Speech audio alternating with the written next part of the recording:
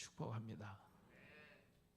1935년 동아일보에 실린 연재소설 시문의 상록수를 보면 일제가 농촌 계몽 학교를 철폐하고 아이들의 학교를 등교를 막아버리죠.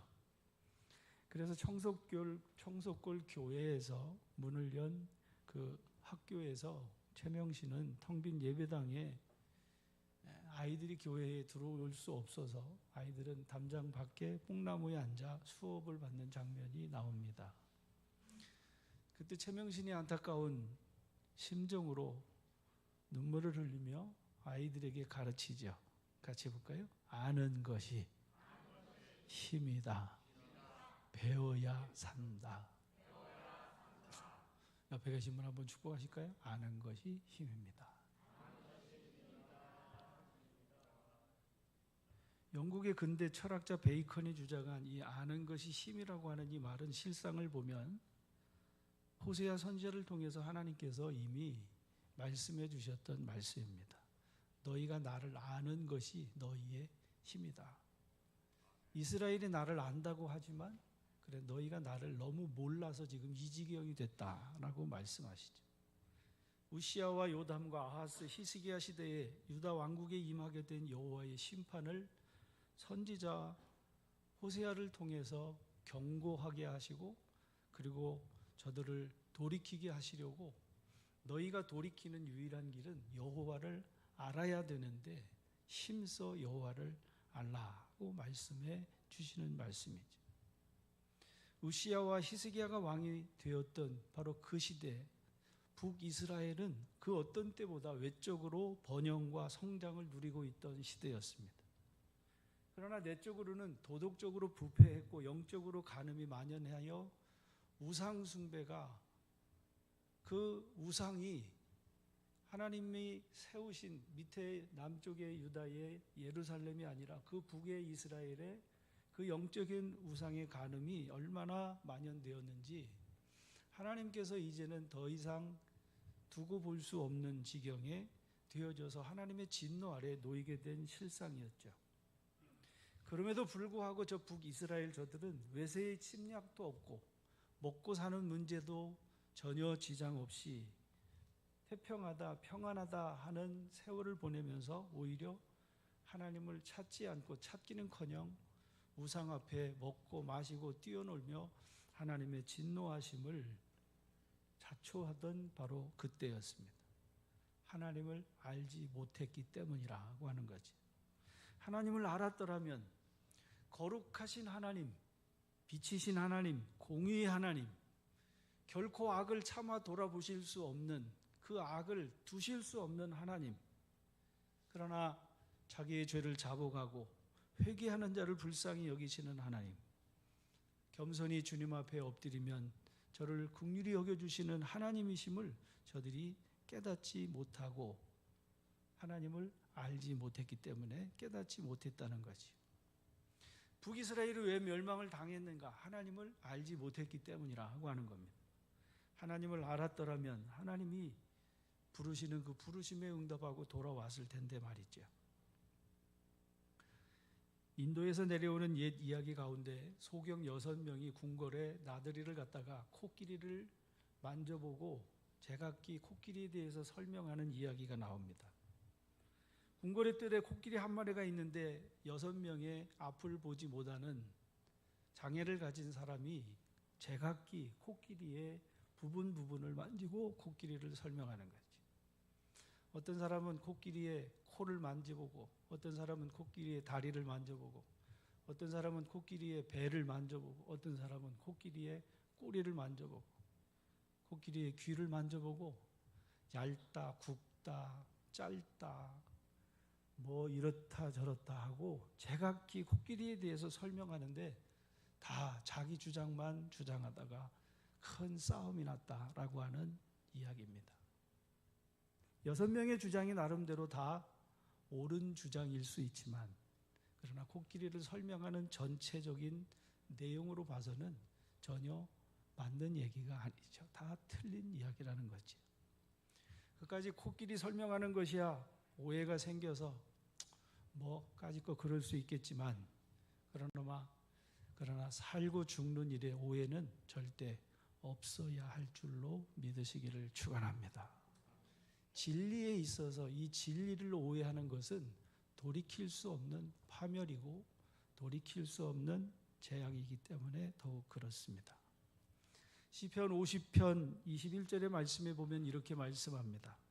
네가 내 교훈을 미워하고 거짓을 꾸미며 내 형제를 공박하며 내 어미의 아들들을 비방해도 내가 잠잠하고 내가 가만히 두니까 내가 너와 같은 줄 네가 오해하는구나 라고 말씀하시면서 내가 반드시 심판하시겠다라고 하시는 말씀을 들려주고 있음을 봅니다. 마태복음 22장에 있는 말씀에서도 보면 부활이 없다고 주장하는 사두개파 사람들의 물음에 예수님께서 대답하신 말씀이 그겁니다. 너희가 성경도 모르고 하나님의 능력도 알지 못하는 거로 오해하였도다 라고 말씀합니다. 성경도 하나님의 능력도 알지 못하는 이 무지한 것, 알지 못하는 것, 사도 바울은 이것이 어둠에 속한 자의 특징이라, 어둠의 일이라고 하는 것을 말씀하고 있습니다. 그래서 고린도전서 15장에 있는 말씀에 보면 부활이 없다고 어차피 한 번 사는 인생, 먹고 마시고 살다가 죽으면 끝나는 인생이라고 하는, 그렇게 선동하는 자들에게 사도 바울은 그 부활이 없다면 세상에서 가장 불쌍한 자가 바로 믿는 우리들일 거라고 하는 말을 하면서 속지 말라. 같이 할까요? 속지 말라. 악한 동무들은 선한 행실을 더럽히나니. 속지 말라는 거죠. 악한 자들은 선한 일을 더럽히는데 깨어 의를 행하고 죄를 짓지 말라고 말씀합니다.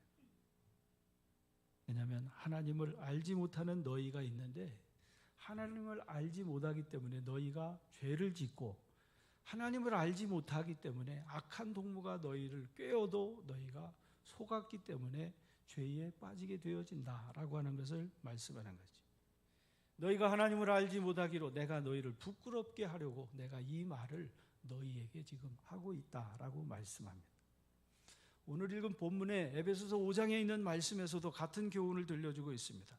하나님을 알지 못하는 이 무지로 인해서 어둠에 갇혔는데 그 어둠으로 인해서 어둠에 갇혀서 육체의 욕심을 따라 지내며 육체와 마음에 원하는 것을 하여 다른 이들과 같이 본질상 하나님의 진노 아래 있었다라고 말씀했습니다. 그래서 오늘 본문에 있는 말씀에서 말씀하는 거죠. 너희가 전에는 어둠이더니 이제는 주 안에서 빛의 자녀가 됐다라고 말씀하지. 이제는 같이 할까요? 이제는 주 안에서 빛이라.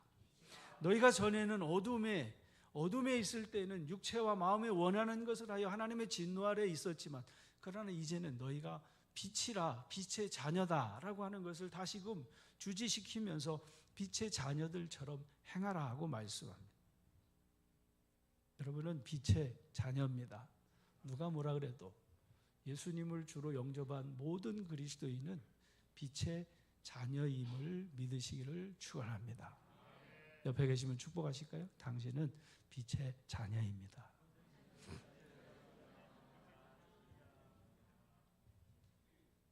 사랑하는 성도 여러분, 어둠은 하나님을 알지 못하는 상태입니다. 어둠이 밤이 된 것은 하나님을 알지 못하기 때문에 밤 같은 세월을 보내는 것입니다. 하나님께서 알만한 것을 이미 창조 세계에 보여주셨습니다. 로마서 1장의 말씀에서 하나님이 이 세상 만물을 창조하실 때에 하나님을 알만한 것을 곳곳에 보여주셨죠.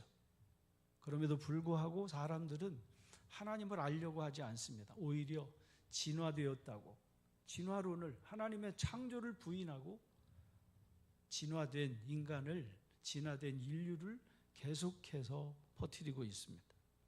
하나님을 알려고 하지 않습니다. 그걸 어떻게 믿느냐라고 말하지요. 믿을 수 없다고 말합니다. 왜 믿지 못합니까? 하나님을 아는 지식이 없기 때문에 그렇습니다. 세상은 하나님에 대해서 무지합니다.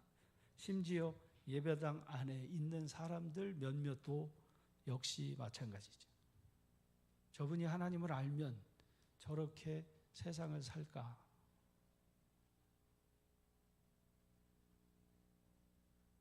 하나님을 알면, 하나님을 온전히 알면 저렇게 신앙생활 할 수 있을까 하는 물음을 물을 수밖에 없는 분들이 적지 않습니다. 자기가 하나님이라도 되듯이 정죄하고 심판하려고 드는 사람이 얼마나 많은지요. 하나님을 알면 그렇게 할 수 없습니다. 물론 그도 자기가 하나님을 알고 있다라고 생각하지요.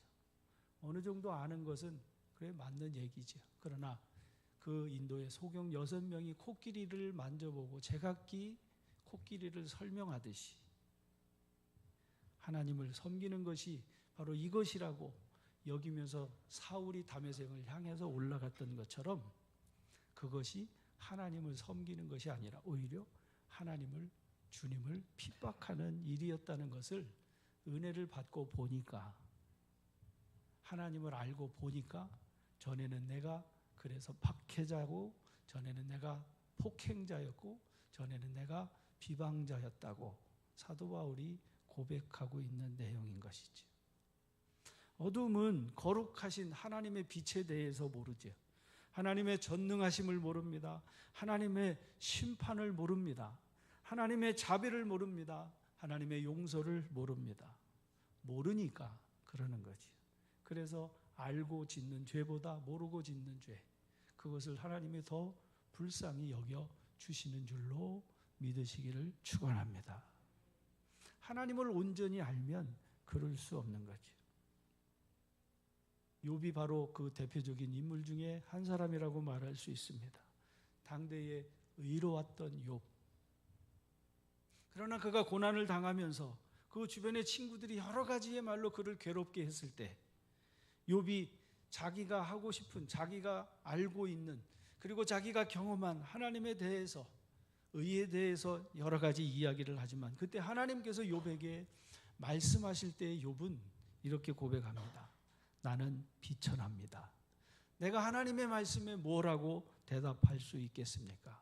다만 손으로 내 입을 가릴 뿐입니다. 라고 고백하면서 고난당하기 전에는 내가 잘못 살았는데 고난당하고서야 이제서 내가 비로소 주님을 조금 더 깊이 알게 되었습니다. 라고 말하는 거지. 그래서 믿는 그리스도인에게 고난은 은혜가 되고 고난은 복이 되는 줄로 믿으시기를 축원합니다. 사도 바울은 로마서 12장에서 그래서 이렇게 말씀합니다. 아무에게도 악을 악으로 갚지 말고 모든 사람 앞에서 선한 일을 도모하라. 할 수 있거든 너희로서 모든 사람과 더불어 화목하라. 같이 할까요? 너희로서는 모든 사람과 더불어 화목하라. 내 사랑하는 자들아, 너희가 친히 원수를 갚지 말고 하나님의 진노하심에 맡겨라. 기록되었으되 원수 갚는 것이 내게 있으니 내가 갚으리라고 주께서 말씀하시니라 하고 말씀합니다. 원수의 목전에서 상을 베푸시는 하나님인 줄로 믿으시기를 주의 이름으로 축원합니다. 그러나 하나님에 대해 무지한 자들은 그렇지 않습니다. 그 입술의 열매를 보시면 분열하게 하고 다투게 하고 정죄하고 하나님 없는 어둠의 일들에 대해서 여러분 그 입술에서 무엇이 나오는지 주의 깊게 들어보고 살펴보고 생각해 보시기를 바랍니다. 무엇을 자랑합니까? 무엇을 말합니까? 무엇이 그 입술에서 나오는 열매인가? 성경에 있는 이 본문에 있는 말씀에서 보면 사도 바울은 어두움의 결과를 열매라고 지칭하지 않습니다. 같이 해볼까요? 어두움의 일들. 어둠의 일들이라고 표현하지 어둠의 열매라고 말하지 않습니다. 빛의 열매, 빛의 일들이라고 하지 아니하고 빛에는 반드시 열매가 있는데 빛의 열매, 모든 착함과 의로움과 진실한 열매가 있다라고 말씀하죠. 왜 그렇습니까? 어둠의 일들은 열매가 없어요. 왜? 욕심이 잉태한 즉 죄를 낳고 죄가 장성한 즉 사망을 낳기 때문에 마지막에 사망이기 때문에 그것은 사망으로 저 음부의 둘째 사망에 들어가서 꺼지지 아니하는 심판을 받을 것이기에 그것은 열매가 아니고 어둠의 일들로 열거하고 있는 말씀을 보는 거지. 예수님께서 마태복음 16장 26절 이하의 말씀에서 말씀해 주시는 말씀이 그겁니다. 사람이 만일 온 천하를 얻고도 제 목숨을 잃으면 무엇이 유익하겠느냐?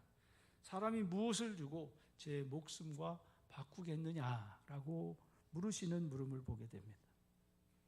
사람들은 각기 나름대로 자랑할 만한 것을 자랑하고 사람들은 각기 나름대로 자기가 내세울 만한 것을 내세우죠. 그러나 그가 자랑하고 그가 내세우고 그가 그렇게 뽐내고 있는 그것이 무엇이든 간에 그 자랑하는 것이 목숨과 바꿀 수 있는 것인가? 라고 하는 물음을 여기서 예수님이 물으시는 거죠.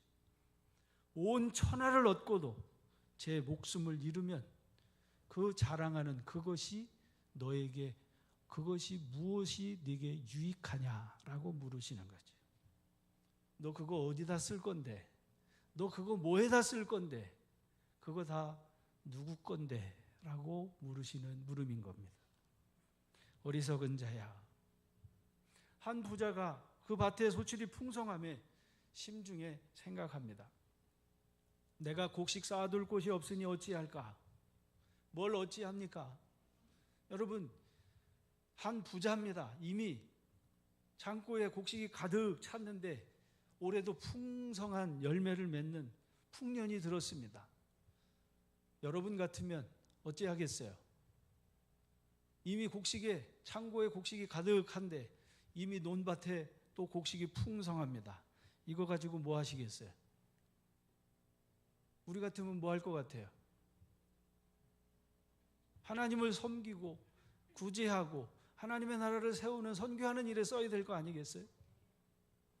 이 부자가 생각하는 겁니다. 이 부자는 내 곡간을 헐고 거기 있는 그 곡식들을 더 크게 짓고 더 큰 그 곡간에 집어넣고 거기에 쌓아두고 그가 스스로 위안하면서 하는 얘기입니다. 내 영혼에게 이르되 영혼아 여러 해 쓸 물건을 많이 쌓아두었으니 이제는 내가 평안히 먹고 마시고 쉬자, 즐거워하자. 그때 하나님께서 말씀하신다는 거죠. 어리석은 자여. 같이 할까요? 어리석은 자여. 이 어리석은 자여, 오늘 밤에 내 영혼을 내가 찾는다면 네가 그렇게 쌓아둔 그것이 누구의 것이 되겠냐? 자기를 위하여 재물을 쌓아두고 하나님께 대하여 부여하지 못한 자가 바로 이와 같으니라고 말씀하십니다. 하나님에 대하여 무지한 이 어리석은 자, 하나님이 없다고 시편에서 말씀한 이 어리석은 자, 결국에는 자기를 위해서 쌓아두고 자기를 위해서 이제는 내가 평안히 먹고 마시고 쉬자 하겠지만 그러나 그것이 누구의 것이고 그 목숨을 하나님이 달라고 했을 때에 도대체 너는 그것 가지고 무엇 하겠느냐라고 묻는 거지. 그렇습니다. 두 번째, 어둠에 있는 이 결과가 바로 그겁니다. 어둠에 속한 자의 삶은 그래서 참된 의미를 깨닫지 못하는 방황하는 삶일 수밖에 없다는 사실이죠. 하나님을 알지 못하니 삶의 참된 의미도 알지 못하는 것이 당연한 거지. 그러니 먹고 마시고 즐기는 즐거움이 그 삶의 전부일 수밖에 없다는 겁니다. 실컷 먹고 실컷 마시고 좋은 옷이 있음에도 불구하고 그 옷을 던져버리고 더 좋은 옷을 입어야 되고 좋은 차가 있음에도 불구하고 더 좋은 차를 사야 하고 좋은 집이 있음에도 불구하고 더 좋은 집으로 옮겨야 하고 더 좋은 것, 더 귀한 것, 더 나은 것, 더 이상 즐길 거리를 찾지 못하다가 보세요. 지금 우리나라가 60, 70년대에 이 나라하고 지금 2020년이 넘어간 오늘 이 땅 이 나라하고 어떤 뉴스에 보니까 하천마다 그 마약 성분을 검출하면 서울 이 하천뿐만 아니라 저 지방에 있는 도시 하천에서 마약 성분이 검출되지 않는 나라가 바로 우리가 살고 있는 이 대한민국 이 땅이라고 하는 뉴스를 보게 되는 이유가 도대체 뭐냐 말이죠. 이렇게 풍요로워졌는데, 이렇게 잘 살게 되었는데 마약 없이는 살 수 없는, 여기저기 다 이 병에 걸리고 저 병에 걸려서 신음하는 이유가 뭡니까? 삶의 이유를 찾지 못하니까.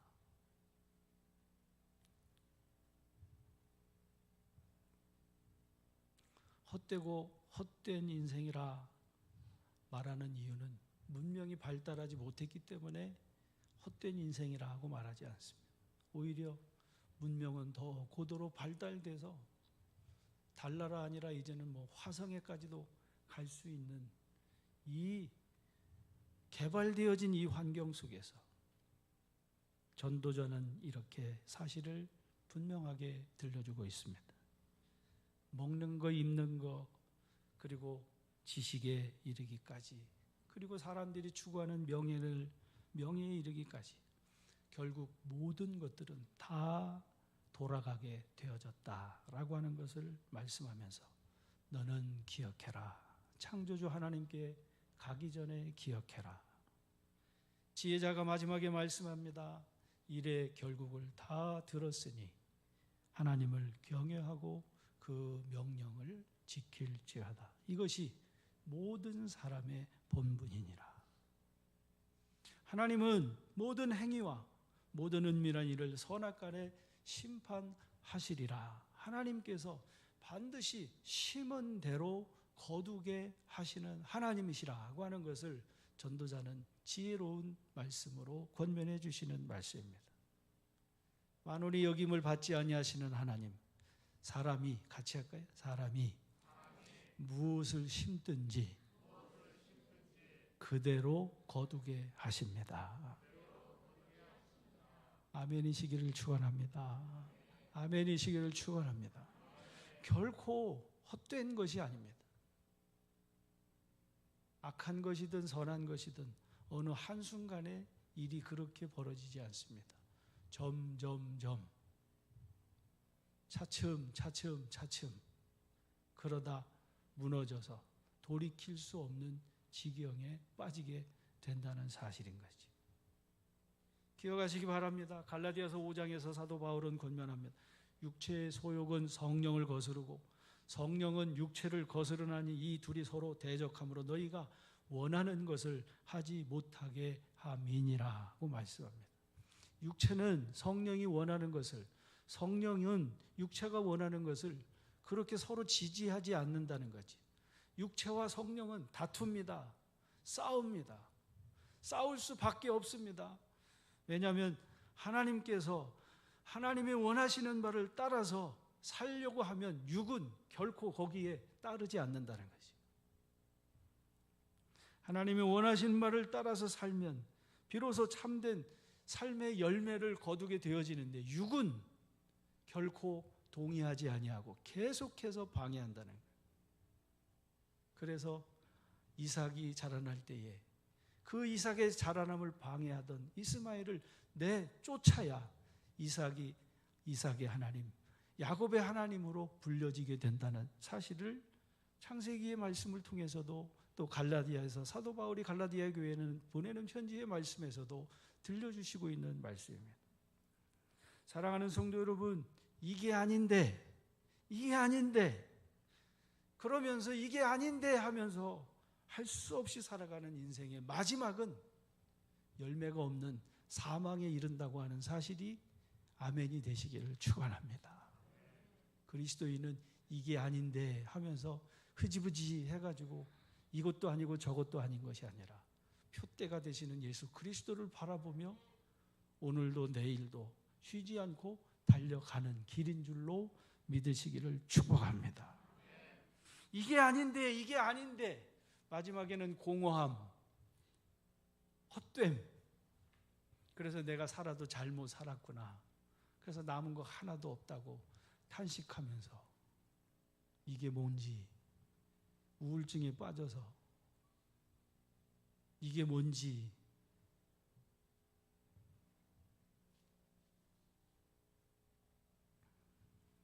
사도 바울은 로마서 6장에서 말씀하고 있습니다. 너희가 너희 지체를 부정과 불법에 내주어 불법에 의해서 이르렀을 때에 그때 너희가 무슨 열매를 얻었느냐라고 묻습니다. 하나님 없이 살아가며 육체가 원하는 대로, 마음이 원하는 대로 살았을 때에 너희가 얻은 열매가 도대체 무엇냐? 거기 로마서 6장 이어지는 말씀에서 보면 그것은 말하기도 부끄러운 것밖에 없지 않았느냐라고 말씀합니다. 그렇죠. 마음에 원하는 대로, 육체가 원하는 대로 살았던 지난날의 삶, 예전에 하나님을 모르고 어두움 속에서 살았던 삶에 대해서 말하기를 즐거워하게 자랑스럽게 말할 수 있는 사람이 누가 있냔 말이지. 다 부끄러운 것밖에 없는 거지. 배우자에게 말하겠습니까? 자녀에게 말하겠습니까? 친구들에게 말할 수 있겠습니까? 부끄러워서 말할 수 없는 것들밖에 없다는 거예요. 열매 없는 어둠의 일들은 말하기도 부끄러운 것이라고 그래서 11절 12절에서 말씀합니다. 로마서 6장에 있는 말씀에서도 같은 말씀을 합니다. 부끄러워 숨겨야 하는 그 어둠의 일의 마지막은 결국 사망이라고 말씀합니다. 사랑하는 성도 여러분, 열매 없는 어둠의 일들, 말하기도 부끄러운 음행과 더러운 것과 탐심과 같은 것은 빛의 자녀답게 살아가는 그리스도인에게 합당하지 아니하니 그것은 이름조차도 입에 담지 말고 빛의 자녀들로 살아가면서 착함과 의로움과 진실한 성도들이 되어지시기를 주의 이름으로 축복합니다. 그래서 빛으로 드러나는 것마다 다 빛이라고 사도는 말씀합니다. 책망을 받는 모든 것은 빛으로 말미암아 드러나나니 드러나는 것마다 빛이니라. 드러나야 고쳐지지요. 드러나야 고쳐집니다. 빛에 드러나면 고쳐질 수밖에 없습니다. 왜냐하면 어둠은 물러가고 빛 가운데 거하기 때문이죠. 어둠에 있을 때는 모릅니다. 그러나 빛 가운데 거하면 빛으로 드러나면 알게 되지. 그래서 사도 바울이 앞에서 2장에서 말한 게 그겁니다. 전에는 우리도 다 그 가운데서 우리 육체의 욕심을 따라 지내며 육체와 마음에 원하는 것을 하여 다른 이들과 같이 본질상 진노의 자녀이었더니 그러나 지금 5장 8절의 말씀에서 보니까 너희가 전에는 어둠이더니 같이 할까요? 이제는 주 안에서 빛이라. 할렐루야. 전과 이제가 확실히 구별되게 되어졌습니다. 전에는 진노의 자녀였습니다. 그러나 이제는 하나님의 자녀가 됐습니다. 빛의 자녀가 되었습니다. 하나님을 아빠, 아버지라고 부르짖게 되었습니다. 전에는 어둠이었습니다. 그러나 이제는 빛입니다. 빛의 자녀라는 거지. 어둠은 하나님에 대해서 무지했습니다. 그러나 빛은 밝히 드러나 비추어 알게 해줍니다. 어둠은 하나님을 모릅니다. 빛은 그러나 하나님과 그리스도에 대해서 밝히 보여 알려주고 있습니다.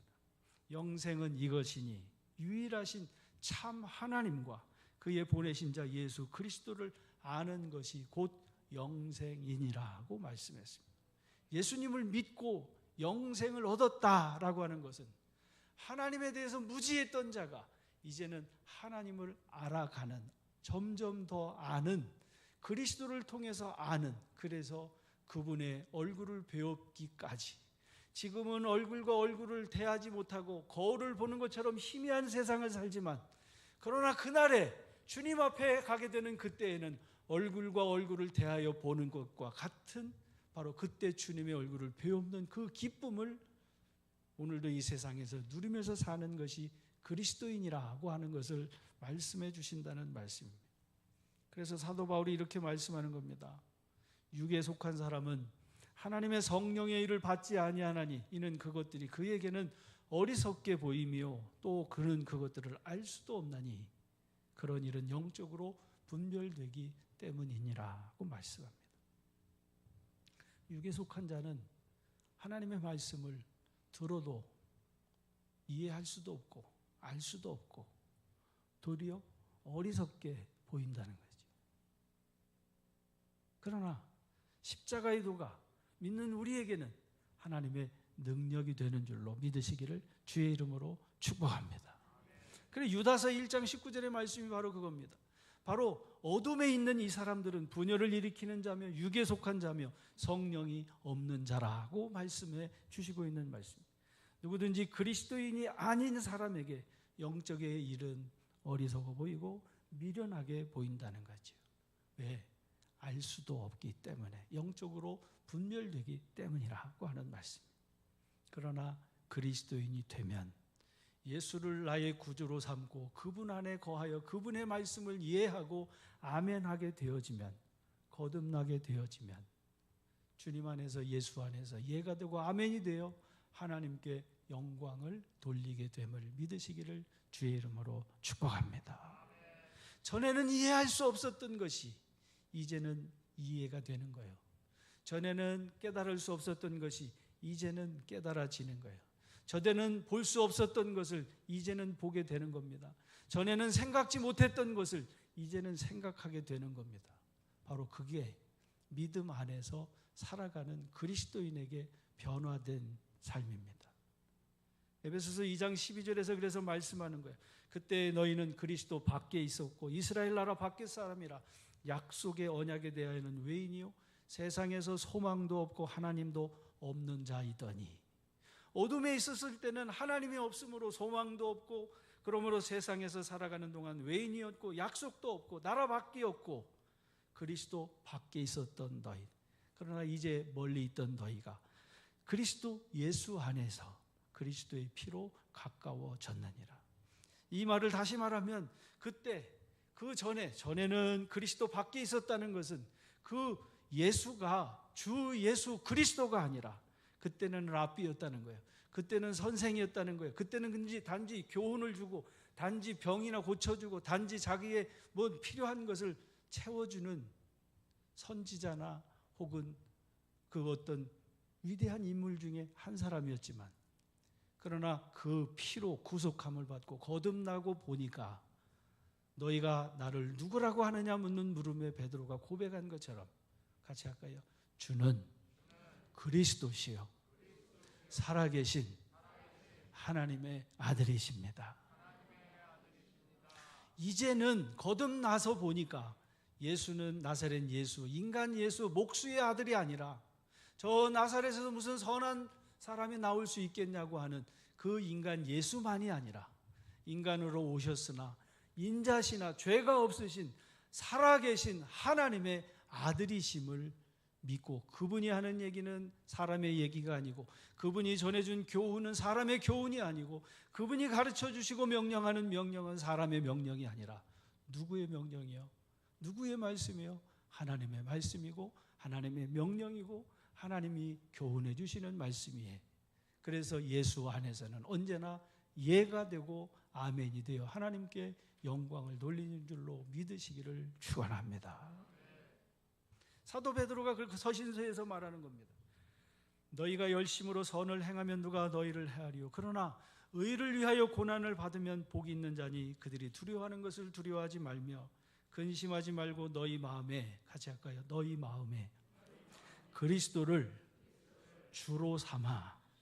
이 얘기는 그리스도가 명하시는 그 말씀에 토달지 말고 가라 하면 가고 오라 하면 오는 그 순종함으로 그리스도를 주로 삼아 거룩하게 하고, 그리스도를 주로 삼아 거룩하게 된 너희 속에 가져야 하는 이 소망을 품고 항상 준비하여 그리스도께서 우리로 하여금 이 땅에 보내신 그 이유를, 우리가 이 땅에서 살아가야 하는 삶의 이유를 분명히 알고 살아가라.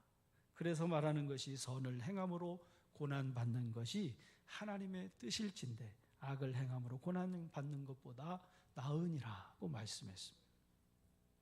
예수님이 일찍이 살아계셨을 때 말씀해 주셨던 말씀처럼 너희가 믿음으로 살면 사람들이, 세상이 너희를 미워하리라, 고난받으리라 하셨던 말씀처럼 선을 행함으로 고난받는 것이 하나님의 뜻이라 악을 행함으로 고난받는 것보다 낫다라고 말씀해 주시는 말씀.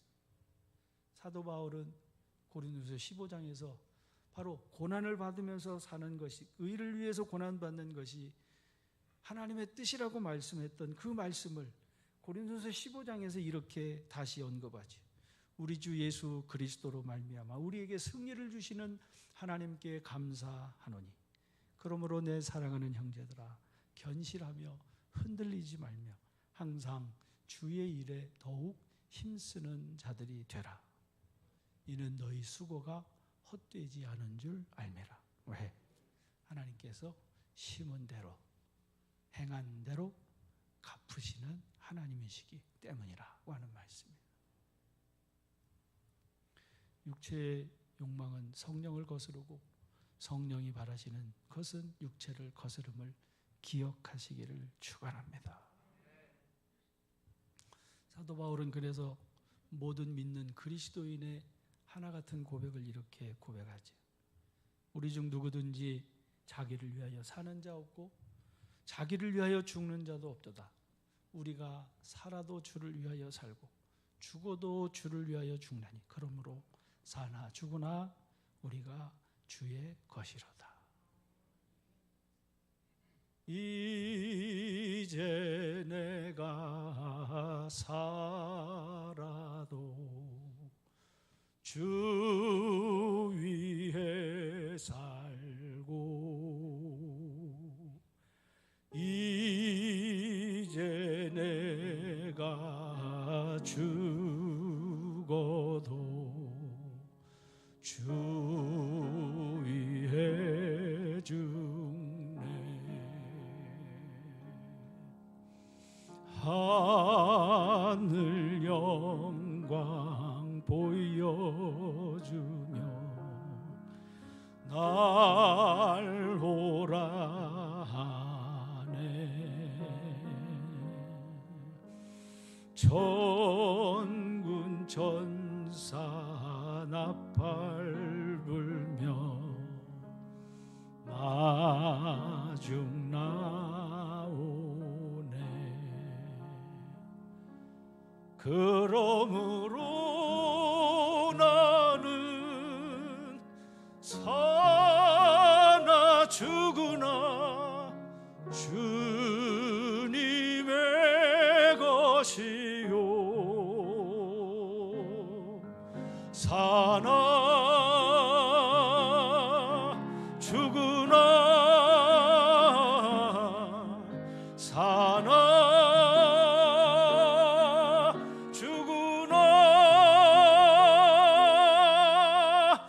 날 위해 피 흘리신 내 주님의 것이요. 여러분은 주의 것임을 믿으시기를 축원합니다. 살아도 주를 위해 살고 죽어도 주를 위해 죽나니 무엇을 먹든지 무엇을 마시든지 다 주의 영광을 위해서 한 주간도 힘있게 살아가시기를 주의 이름으로 축원합니다. 우리 주보의 찬양 다시 한번 합시다. 완전하신 나의 주님, 나를 다스리소서. 내 마음을, 내 삶을 주님께 드립니다.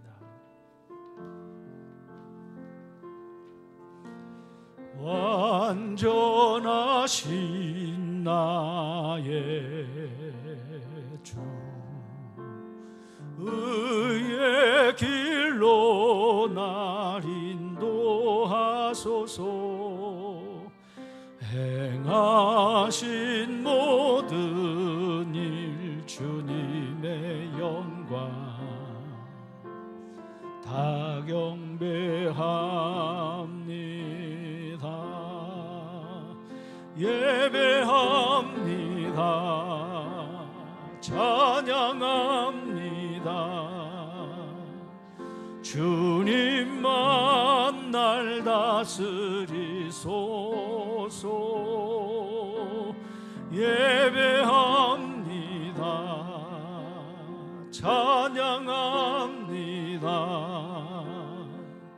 주님 홀로 높임 받으소서. 왕이신 나의 하나님, 내가 주를 높이고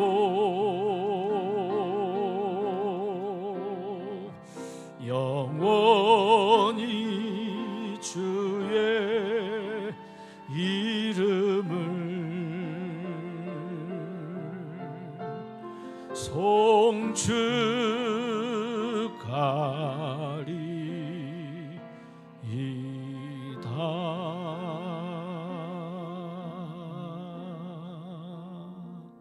기도하겠습니다. 만왕의 왕이 되시는 전능하신 하나님, 높고 높은 보좌 버리시고 이 땅에 오셔서 버림당하시고 십자가에 죽으시기까지 피 흘려 우리를 구속하신 그 크신 그 사랑을 온전하고도 완전하게 깨닫는 저희들 되게 하여 주셔서 가진 것 없으나 우리의 삶의 자리에서 이렇게 힘들고 어려운 가운데 있으나 그러나 주님의 은혜가 나를 나되게 함을 기억하면서 이 모든 일을 행하신 하나님 앞에 영광의 찬송을 올려드리며 내게 주어진 십자가 지고 주님 따라가면서 영원한 본향에 그날의 주님의 얼굴을 배우는 것이 우리의 삶의 이유와 기쁨이 되도록 축복하여 주시옵소서. 존귀하신 주님 예수 그리스도의 이름으로 기도 올리옵나이다. 아멘. 찬송가 488장으로 찬송하겠습니다.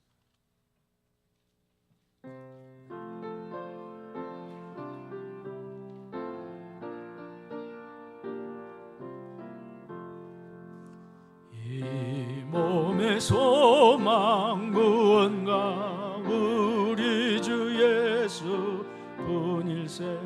우리 주 예수밖에는 믿으리 아주 없도다.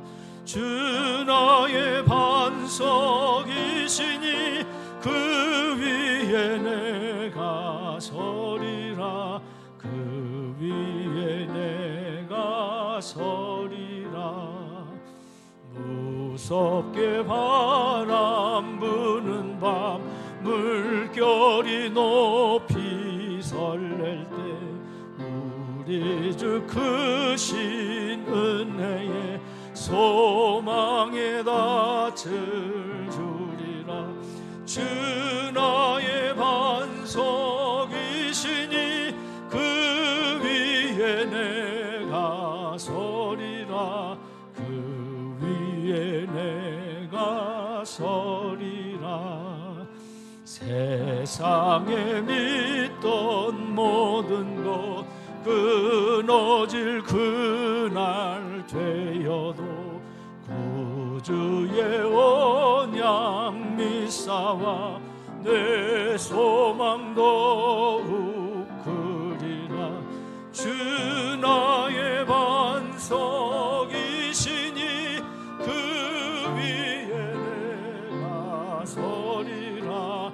그 위에 내가 세상에 믿던 것 세상에 믿던 모든 것 끊어질 그날 되어도 구주의 언약 미사와 내 소망 더욱 크리라. 주 나의 반석이시니 그 위에 내가 서리라. 그 위에 내가 서리라.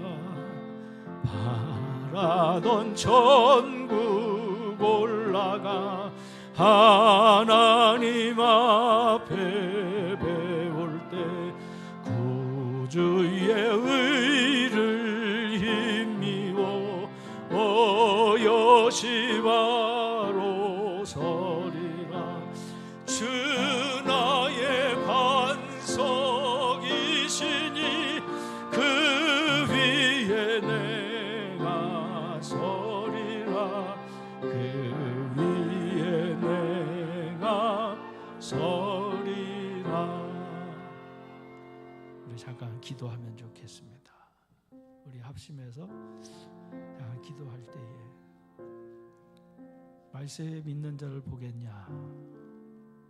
주님의 탄식은 결코 없는 얘기를 말씀하신 것이 아니라 오늘 이 시대에 정말 믿음으로 사는 사람을 찾아보겠냐 하시는 말씀이지.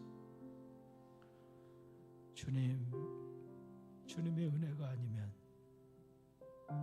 주님이 우리를 불쌍히 여겨주시지 않으면 주여 우리는 아무것도 아닙니다. 은혜를 더해 주옵소서. 함께 기도하시기를 원합니다. 그리고 또 한 가지 기도는 우리 탄자니아 선교하는 김선교사님이 금요일부터 다시 각혈을 시작해서 위중한 상태가 되어서 하루속히 귀국해야 한다는 소식을 어젯밤 새벽에 다시 듣습니다. 하나님 불쌍히 여겨주시고 긍휼히 여겨주셔서 귀국하는 비행기 편이 잘 예약이 돼서 치료받고 남은 사명 감당할 수 있도록 우리 같이 함께 기도해 주시기를 부탁을 드리면서 우리 같이 함께 소리내서 잠깐 기도합니다. 전능하신 주님, 세상을 보면 주님은 하나님을 섬기는 것이 어리석다고 하는 이들 뿐이고, 세상에서 아버지 하나님의 우리가 이 땅에 살아가면서 어리석고 미련한 것들로, 하나님 죄된 것들로 우리를 넘어지게 하는 것들, 우리를 꿰어서 어둠의 일들을 행하게 하는 것들밖에 나를 지켜. 하나님 오늘도 주님 아버지가 사단이 밀가루듯이 베드로를 시몬을 요구했지만 내가 너를 위해 기도했다고 말씀하셨고 중보하셨던 주님, 우리를 지금도 하나님 보좌 우편에서 우리를 위하여 중보하고 계시는 주님의 그 기도가 있어서 오늘도 나를 나되게 하시는 주님의 은혜 안에 있음을 믿사오니 주여 함께하여 하시고 주님 안에 거하여 빛의 열매를 맺는 그리스도인들, 우리 사랑하는 교회와 성도들 되게 하여 주시옵소서.